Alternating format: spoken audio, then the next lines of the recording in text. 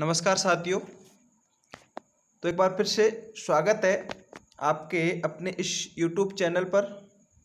दोस्तों, आज की ये वीडियो आपके लिए काफ़ी महत्वपूर्ण होने वाली है साथियों, क्योंकि आज हम इस वीडियो में बात करेंगे रीट मेन एग्ज़ाम 2022-23 की, जो कि जनवरी में प्रस्तावित है दोस्तों। और अपनी जो थर्ड ग्रेड की जो मुख्य परीक्षा है, उस परीक्षा की जो तैयारी है, उस तैयारी की रणनीति किस प्रकार की जाए कि हम इस एग्ज़ाम को क्लियर कर सकें और हम सफलता प्राप्त कर सकते हैं। तो दोस्तों, आप सभी को पता है कि जो रीट की पात्रता परीक्षा है वो हो चुकी है, और पात्रता परीक्षा होने के बाद सरकार द्वारा इस बार 2 एग्ज़ाम रखे गए हैं। पात्रता परीक्षा के बाद एक मुख्य परीक्षा भी रखी गई है, जो कि जनवरी में प्रस्तावित है। और अब हमारे पास केवल 5 महीने बचे हैं। कितने महीने बचे हैं साथियों? 5 महीने बचे हैं। तो इस 5 महीने में हम किस प्रकार से रणनीति तैयार करें, किस प्रकार से योजना बनाएं, किस प्रकार से तैयारी करें, ताकि हम इन 5 महीनों के अंदर अपना सिलेक्शन निर्धारित कर सकते हैं। तो आज हम इस वीडियो में यही बात करेंगे साथियों कि किस प्रकार से रणनीति तैयार करें, किस प्रकार से हम तैयारी करें, ताकि हम अपने लक्ष्य को प्राप्त करने में महत्वपूर्ण भूमिका निभा सकें। तो दोस्तों, वीडियो को पूरा ज़रूर देखिएगा, क्योंकि ये वीडियो आपके जीवन में काफ़ी इम्पोर्टेंट होने वाली है दोस्तों। आपकी तैयारी में काफ़ी महत्वपूर्ण योगदान देने वाली है। और इस वीडियो में मैं अपने अनुभव भी साझा करूंगा साथियों, क्योंकि मैं भी वर्तमान में राजकीय अध्यापक पद पर सेवारत हूँ दोस्तों। पिछली वैकेंसी में मेरा चयन हुआ है, तो मैंने किस प्रकार से तैयारी की थी उसका मेरा अनुभव है। मैं भी अपनी इस वीडियो में साझा करूंगा कि किस प्रकार से तैयारी है वो की थी। तो आप भी उस प्रकार से तैयारी कर सकते हो साथियों, और अपनी जो सफलता है उसको प्राप्त कर सकते हैं। क्योंकि दोस्तों, आज हम पढ़ेंगे कि इस वीडियो में यही चर्चा करेंगे कि क्या पढ़ना है और क्या नहीं पढ़ना है, कौन सी बुक्स हैं उनको आधार मान के पढ़ना है, क्या हम कोचिंग कर सकते हैं या फिर सेल्फ स्टडी करें, कितने घंटे पढ़ाई कर सकते हैं, या फिर राजस्थान जीके है वो कहाँ से पढ़ें, एनसीईआरटी को बेस बनाएं या आरबीएससी बुकों को आधार मानें। इन सभी तमाम बिंदुओं को लेकर के आज हम इस वीडियो में चर्चा करेंगे दोस्तों। तो वीडियो को एक बार पूरा ज़रूर देखें साथियों, और अपने दोस्तों को भी ज़्यादा से ज़्यादा शेयर करें, ताकि उनको भी अपने विचार मिल सकें और वो भी इस प्रकार से अपनी रणनीति तैयार करके अपने एग्ज़ाम में जो सफलता है वो प्राप्त कर सकें। तो चलिए दोस्तों, शुरू करते हैं आज की इस वीडियो में। हम बात करते हैं साथियों, देखिए, जब भी हम किसी भी परीक्षा की तैयारी कर रहे होते हैं तो हमें सबसे पहले सिलेबस का पता होना चाहिए। किसका पता होना चाहिए? सिलेबस का। क्योंकि अगर हमें सिलेबस का पता नहीं है तो हम किसी भी एग्ज़ाम को क्रैक या क्लियर नहीं कर सकते। ये फिक्स है साथियों। क्योंकि आज की वीडियो में मैं जो भी बताऊंगा बिल्कुल फिक्स बताऊंगा, अपने अंतर्मन से बोलूँगा साथियों, क्योंकि हमने जो भी देखा है उस सभी में मेरे अनुभव इस वीडियो में आपके लिए दूंगा साथियों, ताकि आप भी अपनी जीवन में सफलता प्राप्त कर सकें। आपने देखा होगा कि जैसे मान लीजिए कोई भी युद्ध वगैरह होता है तो उसकी भी रणनीति तैयार की जाती है, उसकी प्लानिंग बनाई जाती है। इसी प्रकार अगर हमारा जो भी एग्ज़ाम है और उस एग्ज़ाम के लिए सबसे पहले हमारा सिलेबस इम्पोर्टेंट होता है। अगर हमें सिलेबस याद नहीं है तो कुछ भी नहीं है। एक बार आपको सिलेबस ज़रूर देखना है, सिलेबस में क्या क्या चीज़ें हैं और क्या नहीं हैं। अगर आपको सिलेबस याद है तो आपका आधा काम पूरा हो चुका है साथियों। आप यूँ मानिए कि आपका आधा काम पूरा हो चुका है। अब इसमें से कई ऐसे बंदे हैं जिनको तो सिलेबस का अता पता ही नहीं रहता और अपनी तैयारी में लगे रहते हैं। तो इस प्रकार काम नहीं चलने वाला है साथियों, क्योंकि हमें सबसे पहले यही पता होना चाहिए कि हमारा सिलेबस क्या है। उसके बाद आगे दूसरे बिंदु की ओर बढ़ते हैं। दूसरा बिंदु है कि क्या पढ़ें और क्या नहीं। दूसरी बात यही आती है, देखिए साथियों, यूँ तो पढ़ने को कई सारा मैटर है और दुनिया पढ़ भी रही है। तो क्या सभी नौकरी लगते हैं? नहीं लगते साथियों। नौकरी वही बंदा लगता है जो सेलेक्टेड मैटर पढ़ता है, जिसको ये पता होता है कि हमें क्या पढ़ना है और क्या नहीं पढ़ना है। तो साथियों, आप उस भीड़ से अलग होना चाहते हो तो आपके अंदर वो क्षमता, वो इच्छा शक्ति होनी चाहिए कि हमें कौन सी चीज़ों को अवॉइड करना है और कौन सी चीज़ों को पढ़ना है। इसके लिए हमें सिलेबस ज़रूरी है। क्या? सिलेबस ज़रूरी है। इसीलिए तो मैंने सबसे पहला पॉइंट सिलेबस डाला था दोस्तों, क्योंकि हमें अपने सिलेबस या हमारे पाठ्यक्रम के अकॉर्डिंग पढ़ना है। किसके अनुसार पढ़ना है?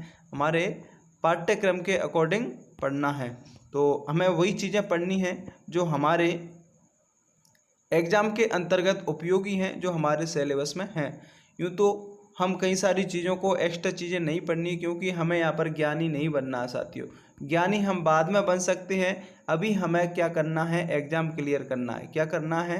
एग्ज़ाम क्लियर करना है। और एग्ज़ाम क्लियर कब होगा? जब हम सेलेक्टेड मैटर पढ़ेंगे। तो हमें वही चीज़ें पढ़नी है जो हमारे उपयोग में हैं, जो हमारे काम में आएंगी, जो हमारे पाठ्यक्रम में हैं। तो आगे बढ़ते हैं, नेक्स्ट बिंदु देखते हैं साथियों। अब ये भी कई साथियों के दिमाग में चलता है कि क्या अब हम कोचिंग करें या फिर सेल्फ स्टडी करें। तो देखिए साथियों, ये आपके ऊपर डिपेंड है, ये आपके ऊपर निर्भर करता है। अगर आप कोचिंग करना चाहते हो तो कर सकते हो, क्योंकि कोचिंग एक आधार माना जाता है। इससे क्या है, हमारा रूटीन बन सकता है पढ़ने का। लेकिन मेरा ये मानना है कि आप कोचिंग से बेहतर सेल्फ स्टडी करेंगे तो सबसे बेटर रहेगा साथियों, क्योंकि मैंने भी सेल्फ स्टडी की है। मैं कोचिंग गया था, 1-1.5 महीने गया था, लेकिन उस टाइम क्या है ना, कोरोना लग गया था।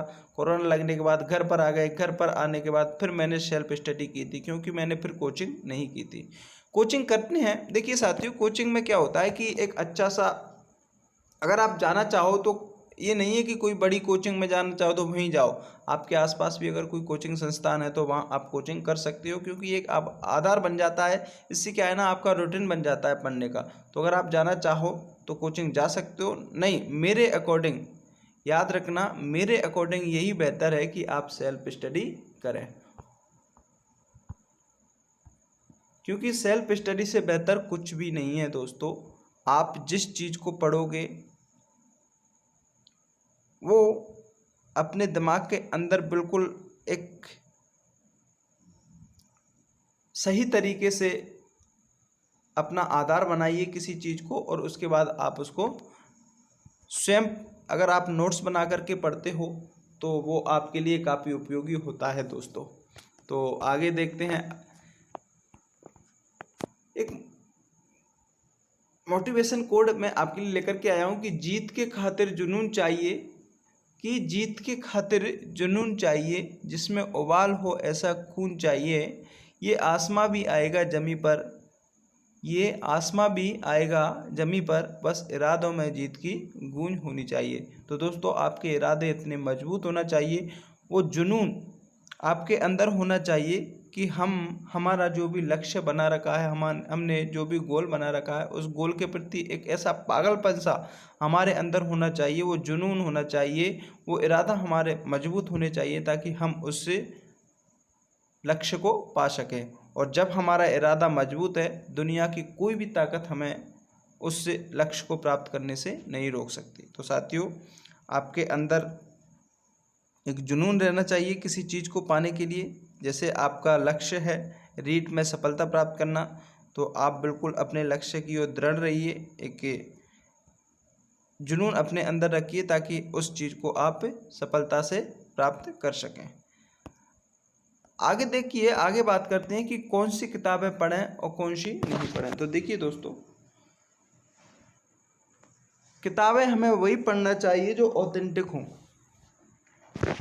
और मेरी आपको यही सलाह है कि आप RBSC या NCERT की बुकें पढ़िए। आपने पात्रता परीक्षा में देखा होगा कि कई सारे जो प्रश्न हैं वो RBSC या की बोर्ड से उठ करके आए हैं।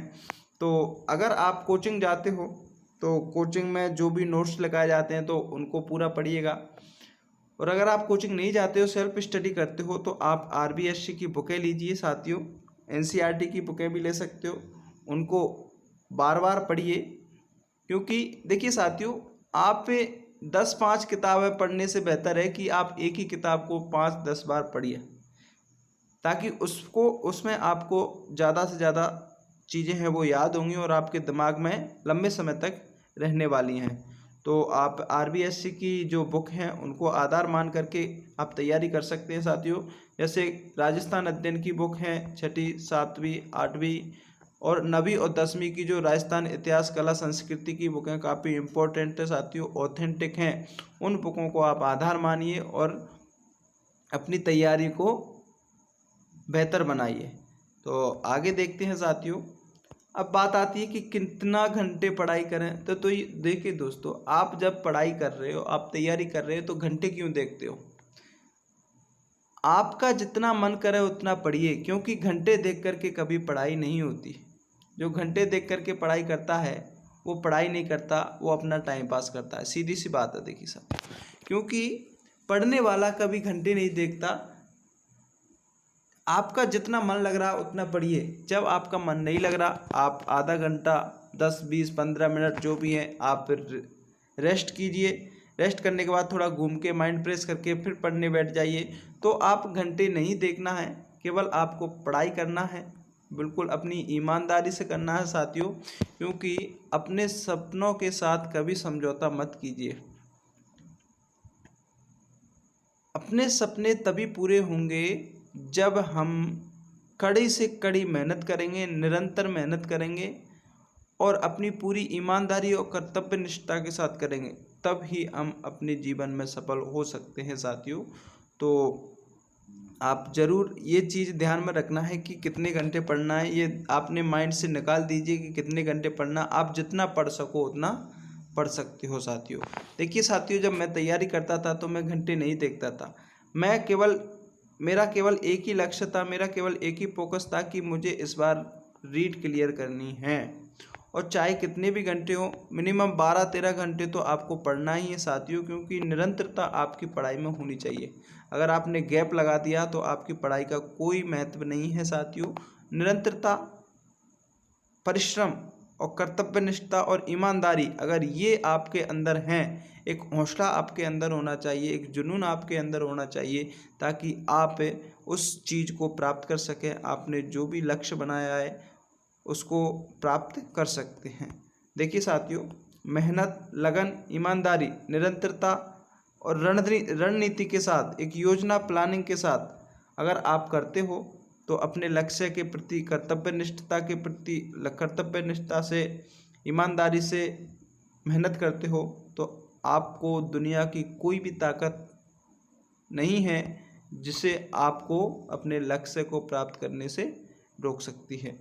तो आपने जो भी चीज़ें पढ़ी हैं साथियों, जैसे मान लीजिए आप आज कोई भी चीज़ पढ़ रहे हो, जैसे आपने देखा भूगोल के राजस्थान का सामान्य परिचय पढ़ा, तो आज पढ़ लिया आपने। तो उस चीज़ को पढ़ने के बाद अगर जैसे आप सो रहे हो तो सोने से पहले उस चीज़ को चिंतन करो, मनन करो कि हमने आज क्या पढ़ा था।